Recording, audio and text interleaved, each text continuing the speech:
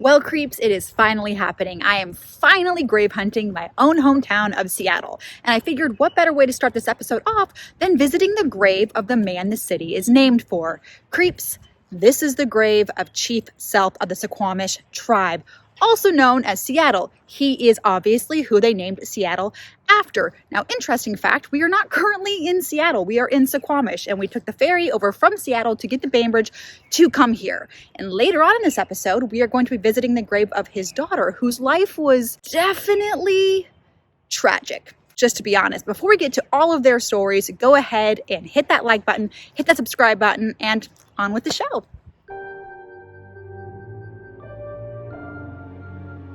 All across the globe, cemeteries and historic buildings are disappearing. The histories and names of those buried there and who lived there are in threat of being lost forever. I am on a mission to tell their stories. This is Grave Hunter. Welcome to my hometown of Seattle. The Emerald City is a place unlike anywhere else. Yes, we don't tan, we rust, and yes, the wardrobe is still mainly flannel and Gore-Tex. But this overly caffeinated population has a long history of native oppression, white colonization, and some truly badass women. I am excited to explore the city that truly shaped who I am and really delve into the history of what makes Seattle, Seattle. From the street I grew up on, to the fountain I played in, to the theaters I performed in, and stages I watched my dad play, this city full of innovation, artistic expression, and possibly the most gorgeous skyline when it's sunny out, is not without its share of horrors. So first we have to go to the grave of the man who sort of started it all. And to do that, we have to take part in one of my favorite activities, taking the ferry to Bainbridge Island. The Suquamish Memorial Cemetery is probably not the place you would expect to find an icon. The unassuming cemetery is quite literally crowned by Chief Seattle's grave. His exact birth date is not known, but sometime in the 1780s, Seattle was born, to a Duwamish mother and the chief of the Suquamish tribe. He was raised speaking both languages, something that would serve him well as he would later be the chief of both Suquamish and Duwamish tribes. He was a handsome man and a great leader, and when the white men came, instead of fighting it, he chose to attempt to use it, harnessing a friendship with many of the white settlers, including Doc Maynard. In 1855, he signed the Treaty of Point Elliott that was supposed to give a designated reservation to the Duwamish tribe where they could hunt and fish at will in exchange for 54,000 of their acreage, including most of modern-day Seattle.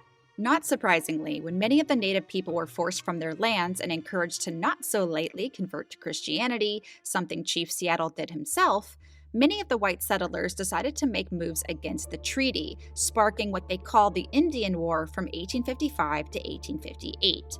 In 1856, during the Battle of Seattle, when neighboring tribes threatened the lives of the white settlement, Chief Seattle and his people protected them. It is without a doubt that Seattle, the city, only exists because of the protection that Chief Seattle gave it.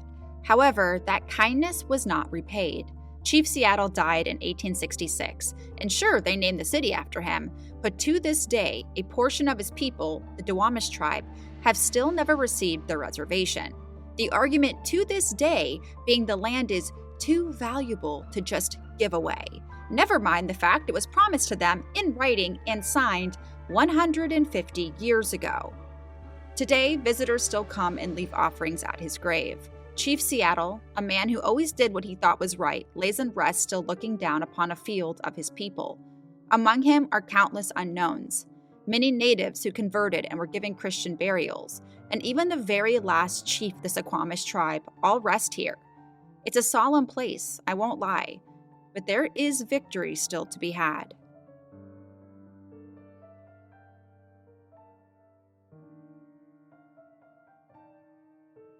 After a quick pit stop for some pastries in Winslow, I head to another cemetery on the island, this one with a tad more of a personal connection. Welcome to Kane Cemetery in Port Madison, established in 1870 by George Meggs, owner of the Port Madison Mill Company, who wanted a place to bury his son. Proudly serving as the island's oldest cemetery, the burial ground with over 500 plots is a melting pot of mill workers, masons, Scottish and Nordic immigrants, and this dude, John Douglas, who accidentally shot himself in 1868. But to be honest, my favorite graves are the ones of my own family. My papa and grandma, and the badass hand-carved headstone for a great-grandpa by my papa's hands. This island, like so many places in this city, tell a piece of my story, and for that, I'm eternally grateful.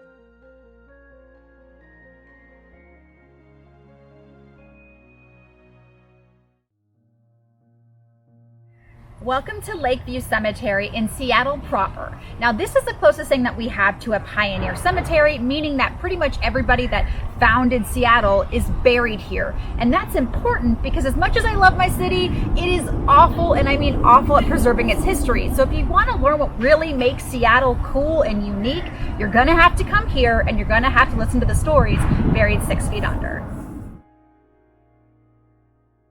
Lakeview Cemetery was founded in 1872, but was known then as the Masonic Cemetery. It was later changed to Lakeview because of its incredible lake views.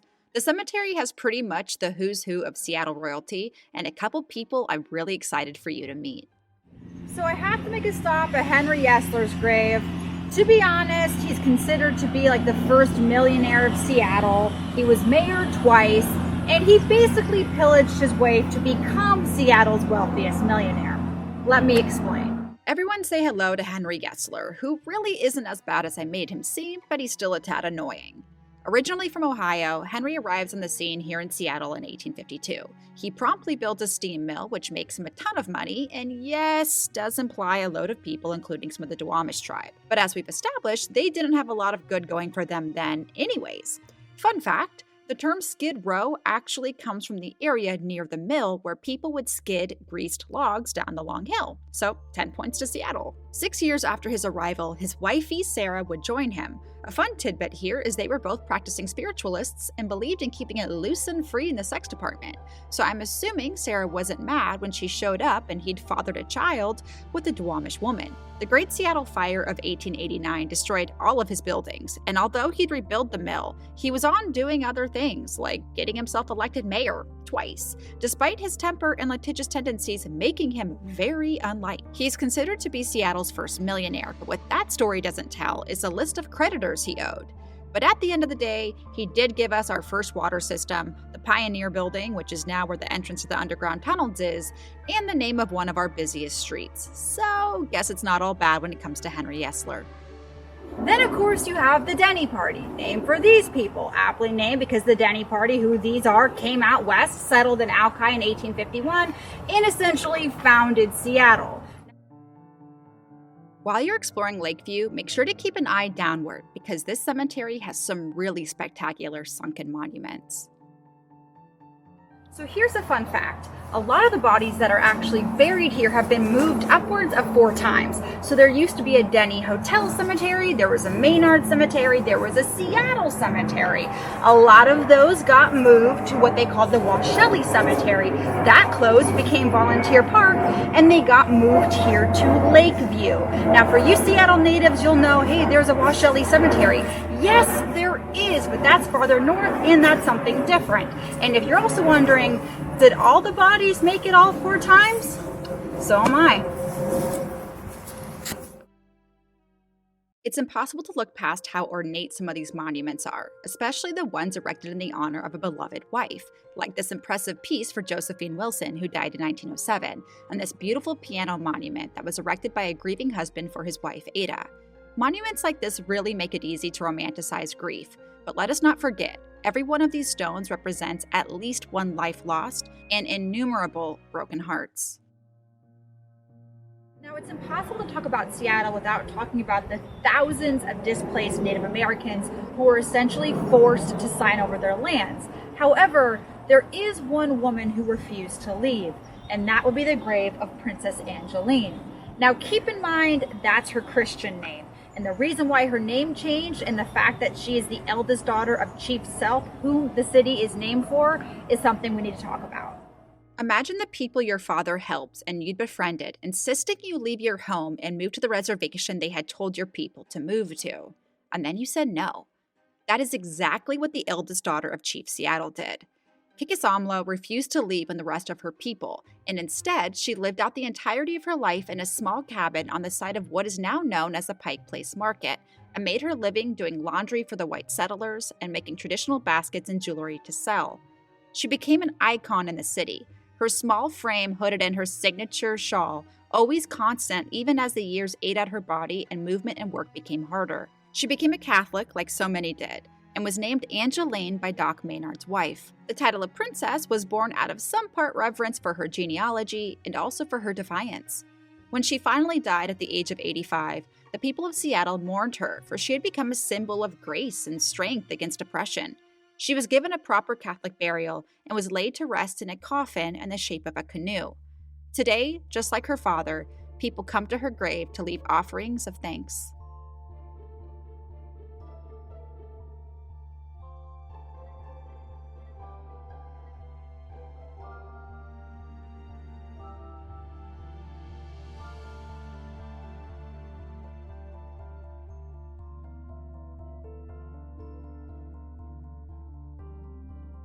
So we've talked about the Native Americans that own the land. We've talked about the white dudes that pushed them out. But now it's time to pay our respect to the woman who slept her way to power, to wealth, and ultimately tragedy.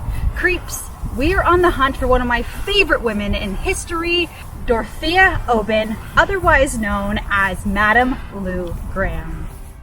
It doesn't take an extensive amount of historical research to start realizing that behind a lot of the great Western cities is an even more fascinating woman, such as the case with Dorothea. In 1888, Dorothea arrived in Seattle via San Francisco, where she'd been working as a prostitute. Being business-minded as she was, she realized the opportunity to set up shop in the debaucherous and male-dominated town of Seattle with the ever-evolving door of Klondike hopefuls and lumbering millionaires would be pretty smart. When she got to town, she went straight to the bank and befriended the owner, Jacob Firth, who helped her realize that as a woman, she couldn't open a bank account, but as long as she sounded male on paper, it was no problem, hence the birth of Lou Graham. She opened a brothel on 3rd and Washington in what is now known as Pioneer Square. The rates were comparable to the nicest hotel, except in hers you could get serviced by the prettiest and most well-spoken ladies in town. After the Great Fire of 1889, Graham was so popular in the 1 year she'd been open that her brothel was the first to be rebuilt, this time in brick and 5 stories high, the first floor now in the underground. Since prostitution was illegal, she called it the sewing circle, and her women were claimed to be seamstresses on the census. Amongst her wild marketing antics, she commissioned a photo ad for the paper advertising her circle, and in that photo contains what appears to be a brawny woman in a black dress. It's in fact a man in drag, and what that symbolizes was that her brothel serviced everyone. You'd only need to ask for the woman in the black dress. Madame Lou Graham not only became the richest woman in town, but the richest person, and her money saved the bank more than once, went to philanthropic efforts in the town, and she also paid her ladies so well that when they were tired out, they'd amassed a fortune of their own. In her own life, it is widely believed that Lou was a lesbian, and that she'd carried on a relationship with her secretary. Like all great stories, tragedy would fall, and the profession that had made her rich would become her ruin, as the women in town fought harder and harder to shut down the brothels. She ended up moving back to San Francisco at the turn of the century, and her death was scandalized in the papers, with reports saying she died from everything from syphilis to alcoholism to having an ulcer. The cause of her death is still debated to this day. Her fortune is also something of a mystery, because no one can quite agree on who got it first. Some say her family from her native land of Germany, but others say it fell to her longtime lover, who donated it to fund what is now the Seattle public school system. No matter how it got there, that is where it ended up. So I can say my education was funded by the most notorious madam in Seattle history. I can't leave Lakeview without visiting a childhood crush. Like many a goth, I was obsessed with The Crow, and Brandon Lee is and will always be a heartthrob. His untimely death on the set of the cult film has undoubtedly added an extra layer to it, making it not just a great piece of 90s cinema, but a tragic part of Hollywood history. His gravesite is a place of pilgrimage for many people, much of which is because of his father, Bruce Lee, who is buried beside him in a heart-wrenching father-son burial. The day I visited just happened to be the day of the anniversary of Bruce Lee's death, and visitor after visitor came and sat and cried and gave thanks. One particular guy said he'd waited his whole life to actually come here. I'm gonna hate myself for saying it, but looking at the weather right now in Seattle, it's a reminder that Brandon's infamous line from the film rings true even up here in the Emerald City.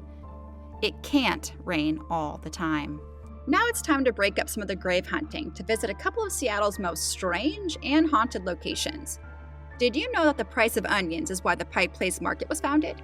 So this awesome establishment, one of the oldest operating markets in the country, was founded because during the turn of the century, Seattle was a bit of a mess. It was crowded, rowdy, and people were ripping people off, especially on the price of produce, namely onions. So the idea was floated in 1907 to open a daily market, and what we have now is this incredibly bizarre market made up of levels that don't make sense, fun weirdos, the best mini donuts on the planet, and oh yeah, supposedly our buddy Princess Angeline haunts the place because after all, it is on the site of her former home. Curious. Speaking of curious, let's head down to the waterfront and visit my two favorite people in Seattle. And I can say that because my parents also live in LA now. This is Ye Olde Curiosity Shop, aka my favorite store when I was a kid. Here you will find skeletons, taxidermy, and mummies? This is Sylvia. She died of probably tuberculosis or influenza in Latin American desert and was naturally mummified and ended up here with other dead things. Then you have Sylvester, who didn't die from a gunshot wound, like the story says, but was actually mummified on purpose using a Civil War-era cocktail, if you will, and became a part of a traveling freak show that had drilled a hole into his stomach and claimed it was a gunshot wound. A forensic examination of the hole revealed the telltale signs of post-mortem screwing? Is that a thing? But no matter how he died or ended up here, the Curiosity Shop has always been the one-stop shop for all things weird in Seattle since 1899. Well, creeps, this is a first for me. So I am literally in the most overgrown cemetery I've ever been. There is absolutely no path into this, but as you can see, there are headstones. So where I am, God, this is so treacherous. Where I am, this is called the Comet Lodge Cemetery. Now, we're on Beacon Hill, which is in Seattle, and this is the sacred ancient burial ground of the Suquamish people. I do not know how long they have been using this as a graveyard. I do know the last official burial was in 1936, but here's the freaking kicker. So besides the fact that it's completely overgrown, as you can see, I mean, there's almost no headstones left, and we'll get to why that is in a minute. So basically, in the 1980s, as with a lot of places, they decided they wanted to expand the area, build a bunch of homes, and the cemetery was in the way. So what they did was they brought in a bulldozer and they bulldozed over headstones to build those homes. Legend has it that those homes are built over the children's section of the cemetery, so there's planes going right overhead. The most messed up, sorry, I don't want to swear, part about this entire thing is they did not move any of the bodies. So what we have here is a classic, and I mean classic, poltergeist situation. They moved the headstones, but they did not move the bodies. So I'm going to explore, I'm going to see what I can find, and kind of one of the beautiful things about this place, because it is sacred land, the legend is that the Suquamish spirits are in the trees. From the few records that exist, we know the cemetery was used for Suquamish burials as late as the early 1800s. In 1895, it was declared the Comet Lodge Cemetery for the Oddfellows, and it became a popular spot for white settlers. To add insult to injury, most of the headstones that are still standing here are tagged, which is just the ultimate disgrace in my opinion. If you are a person that comes into a sacred graveyard or any graveyard and you tag a headstone, you should be imprisoned. That's how I feel about it. It's the most disrespectful thing that you can ever do. Disgusting.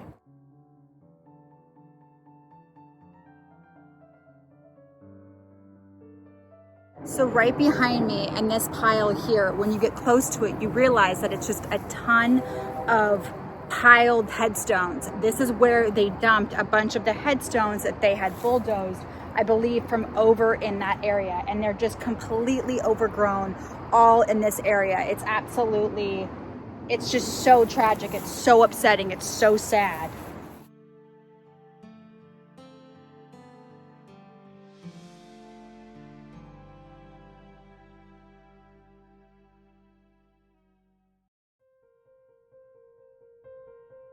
My time grave hunting my hometown has been an emotional one. Coming home always feels like a big breath of fresh air that I can never quite get while in LA. When I started this journey, I believed Seattle had failed in preserving so much of its history. But this adventure has taught me that it's actually still all here. You just have to know where to look. No matter where life takes me, Seattle will always be my home, and I am eagerly waiting until the Emerald City beckons me yet again.